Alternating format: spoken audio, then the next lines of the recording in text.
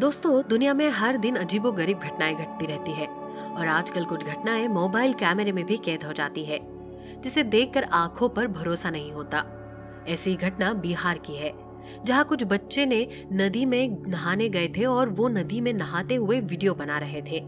तभी जो बच्चा वीडियो बना रहा था, उसने नदी में कुछ अजीबोगरीब घटना को देखा, जिसको देखकर उनकी आंखें खुली की खुली रह गई। उस बच्चे ने उस घटना को अपने मोबाइल में कैद कर लिया।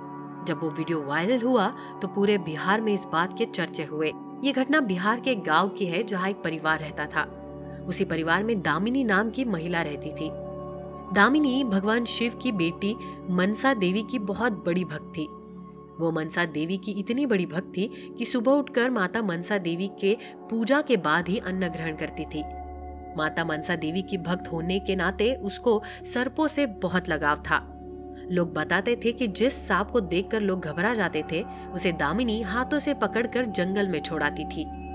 ऐसे में जब दामिनी का शादी हुई और वो माँ बनने वाली थी, तो उसके ससुराल वाले ने घर में इच्छा पूर्ति पूजा रखी। तो जब पंडित जी ने पूजा खत्म होने के बाद दामिनी से पूछा कि बेटी, भगवान शिव से अपनी इच्छा मांगो कि बेटा चाहिए या बेटी, तो दामिनी ने बिना एक क्षण भी सोचे उसने शिव जी से उनकी बेटी मनसा देवी जैसी बेटी की कामना करी।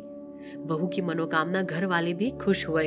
उन्होंने भी उसकी इच्छा पूर्ति की कामना की। आखिरकार 5 महीने बाद वो दिन आ गया जब दामिनी के पेट में दर्द हुआ और उसके घर वाले उसे लेकर अस्पताल गए, जहां दामिनी ने एक सुंदर कन्या को जन्म दिया। उसको देखकर मानो ऐसा लगा कि जैसे ही सच में माता मनसा देवी का जन्म हो गया हो। सबने भगवान शिव और माता मनसा देवी का शुक्रिया अदा किया। बिहार के उस गांव में प्रचलन है कि बच्चे का नामकरण गंगा नदी के किनारे करने से बच्चे को माँ गंगा का आशीर्वाद प्राप्त होता है। इसके लिए बच्चे को टोकरी में रखकर नदी में छोड़ देते हैं। इस समय घर वाले टोकरी के पास ही मौजूद होते हैं। दामिनी का भी परिवार बच्चे को लेकर गंगा नदी के किनारे पहुंच गए।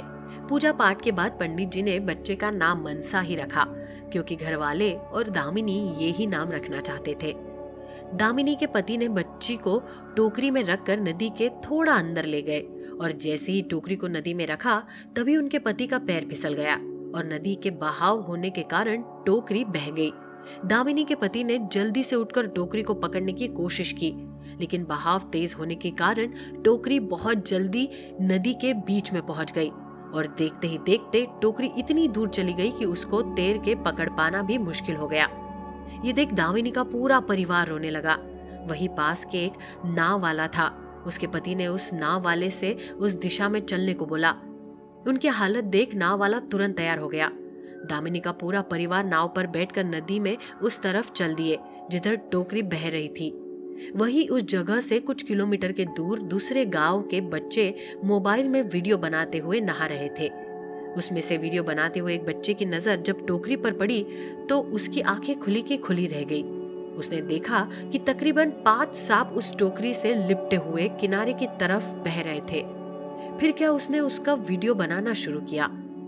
फिर उसने अन्य बच्चों को भी टोकरी की तरफ इशारा दिखाया। सब बच्चे सांप से लिपटे टोकरी को देख भागने लगे। तभी टोकरी में से बच्चे की रोने की आवाज सुन वो लोग नदी में उस टोकरी के किनारे आने लगे। टोकरी को किनारे की तरफ छोड़ सांप नदी में ही विलुप्त हो गए।